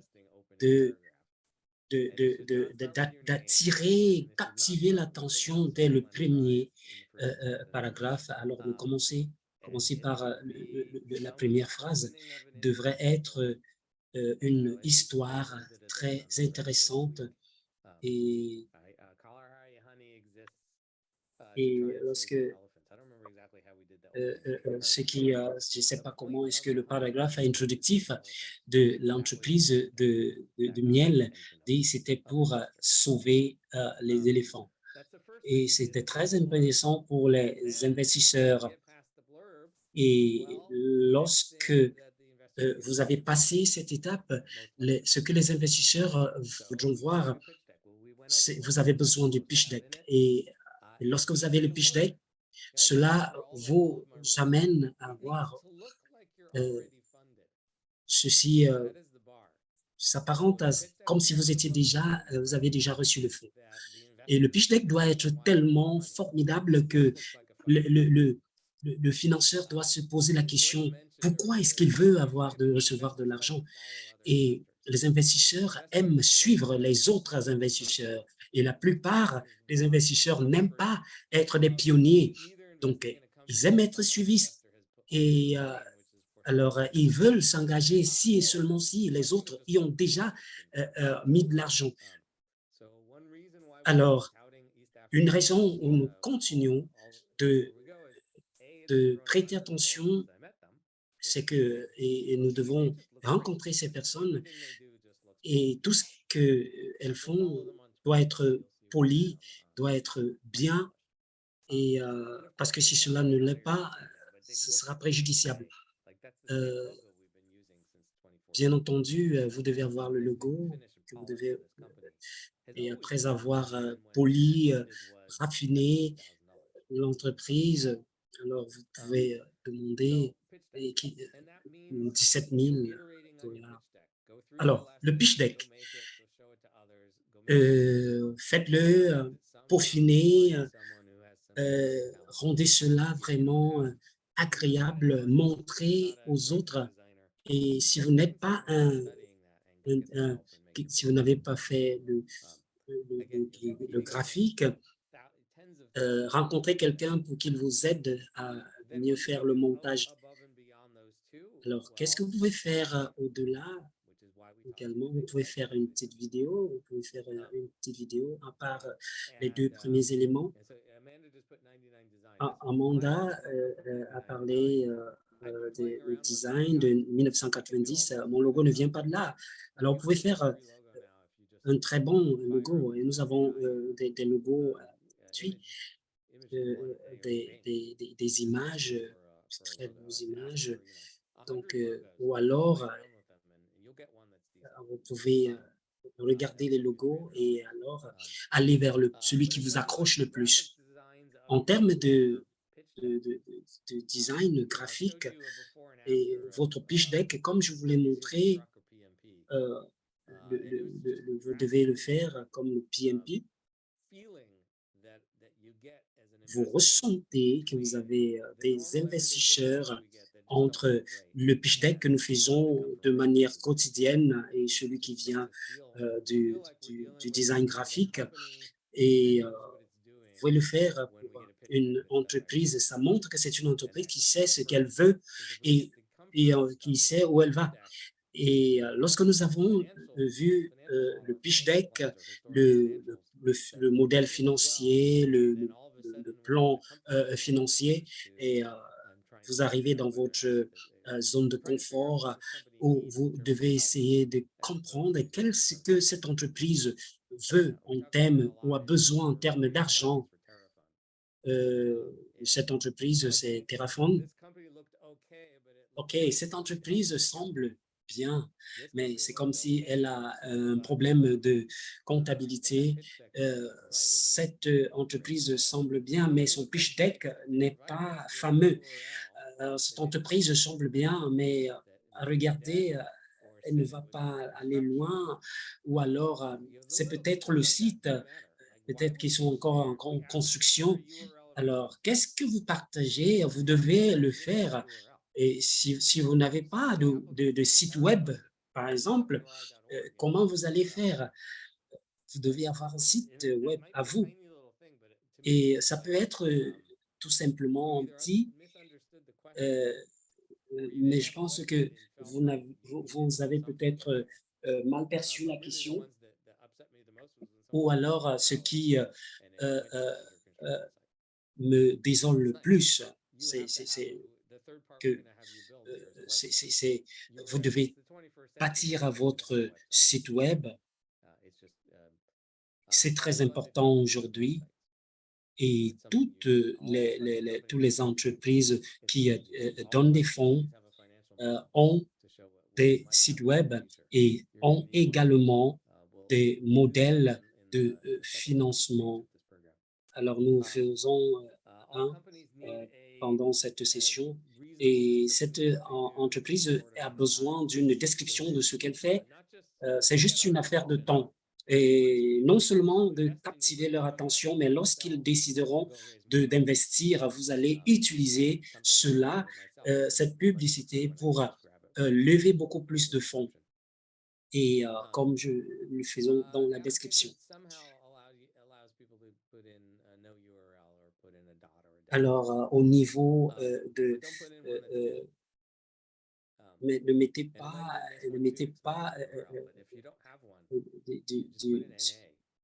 de deck si vous n'avez pas. Vous pouvez juste mettre des slash. Lorsque vous allez postuler, si vous n'avez pas de deck, ne prétendez pas. Parce que comme quand on a demandé le pitch deck et en termes de pitch deck, certaines personnes ont présenté des choses qui n'avaient rien à voir avec le pitch deck, mais ce n'était pas le pitch deck. Or, nous demandions le pitch deck et nous attendons également que vous ayez un website. Et certains a passé le temps à répondre à la question avec la même adresse URL et c'est encore et toutes les entreprises veulent lever les fonds et disent oui, nous allons faire ce que l'investisseur veut et du moment où nous sommes financés et également souvenez-vous que c'est un jeu de longue haleine et alors si vous faites la bonne chose, vous aurez les investisseurs. Donc, ne vous attendez pas qu'un agriculteur qui achète et vend des fruits avec des marges très infimes d'avoir 10 millions. Alors, mais si vous faites la bonne chose, si vous êtes la bonne personne avec laquelle les investisseurs veulent travailler, c'est possible de le faire sur beaucoup d'années.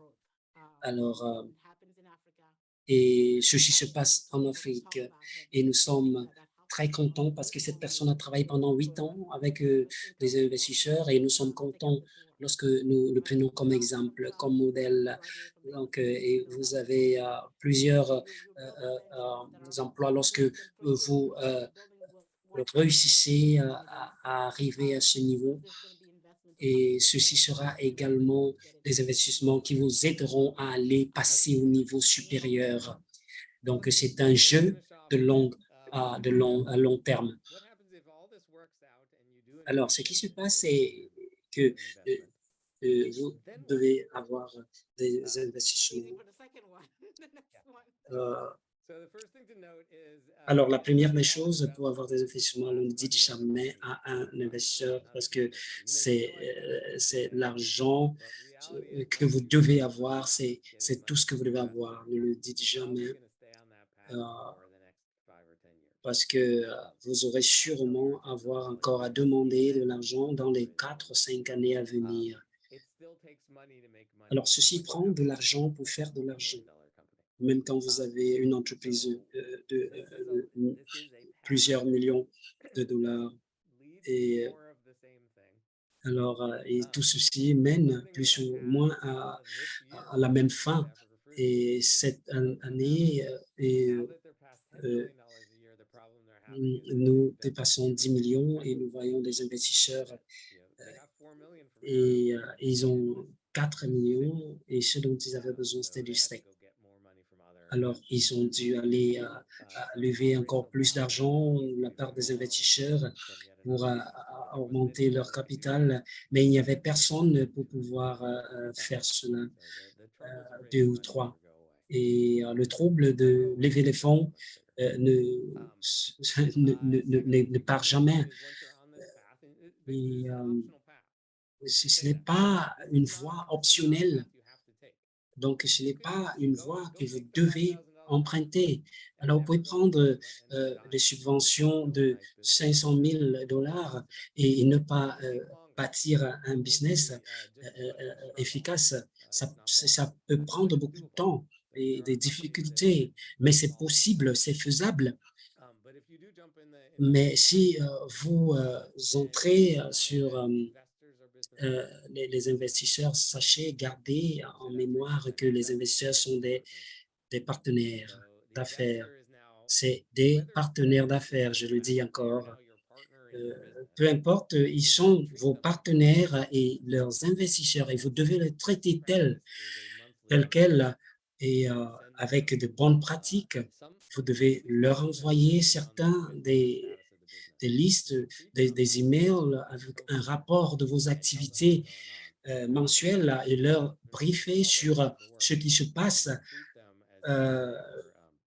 Alors, ils n'ont pas besoin d'être là tous les jours, mais vous devez, même s'ils sont en vacances, vous devez leur donner un compte rendu actualisé de ce que vous faites. Alors, comme je l'ai dit, vous devez un compte rendu actualisé de tout ce que vous faites. Et moi, j'envoie parfois 12 pages à mes investisseurs, bien détaillées, ce que nous avons appris, quels sont nos objectifs, quelles sont nos attentes. Et l'une des raisons, c'est des investisseurs et de faire de l'argent. Et encore plus dans le domaine du financement, et parce que les investisseurs aiment les petites entreprises afin de les voir croître, grandir. Et je vais partager l'histoire de mon échec parce que il y a beaucoup d'échecs dans mon histoire. Et lorsque je fais lorsque je donne un rapport, j'actualise et de manière régulière. Lorsque vous le faites, c'est très, très important et cela sert à plusieurs niveaux. Et vous pouvez utiliser cela comme un outil pour montrer à l'investisseur ce qui s'est passé au cours du trimestre et il pourra voir que vous êtes ouvert à la communication et que vous êtes disposé à ce que votre affaire puisse progresser. Et vous pouvez le faire par des messages. Alors, j'ai partagé cela avec une centaine d'investisseurs potentiels lorsque j'ai trouvé des nouveaux investisseurs et chaque trimestre, je leur envoyais des rapports.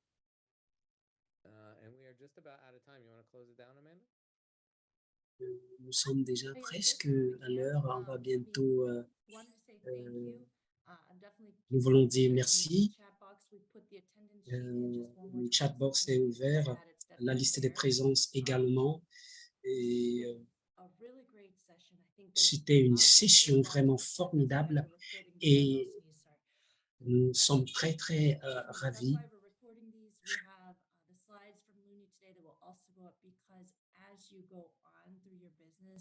Alors, nous avons vu que pendant que vous allez au cours de votre affaire, vous aurez accès à un certain nombre d'informations et qui sont dans le chat. Et Samuel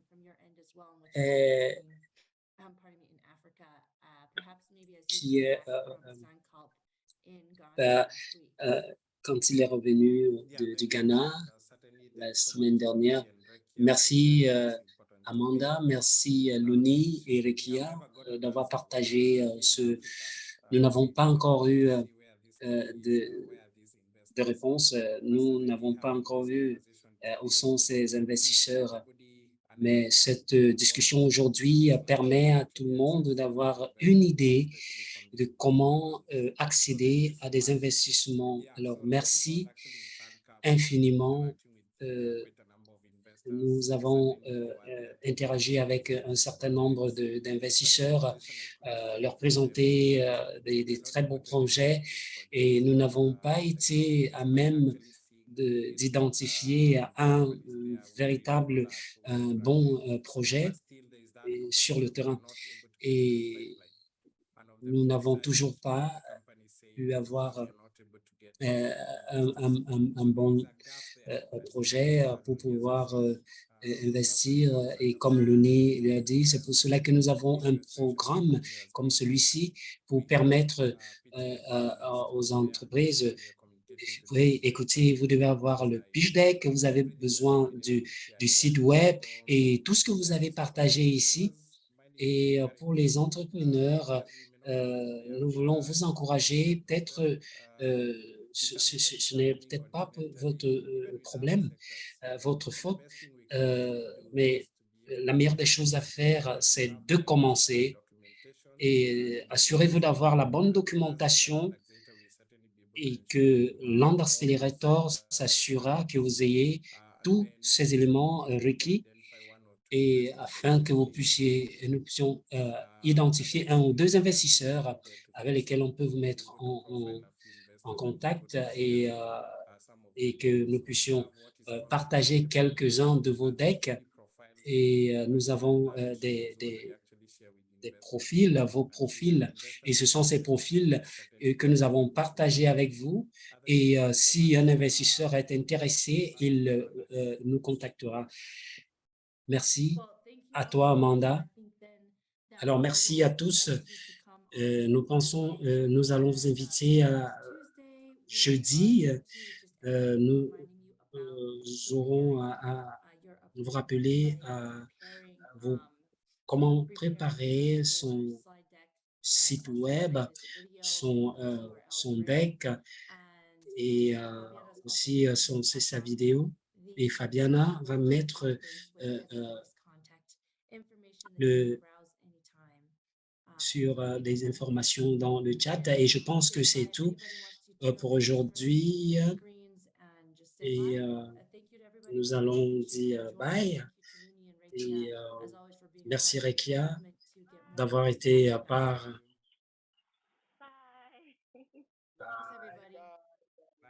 Bye, bye, bye. Au revoir, bye bye. Thank you. Au revoir, bye bye. Bye bye. Bye, everyone. Bye. Thank you. Bye. See you next time. Bye. Bye. Bye. Bye bye. Yes, guys. Thank you. Bye. Bye. Bye bye.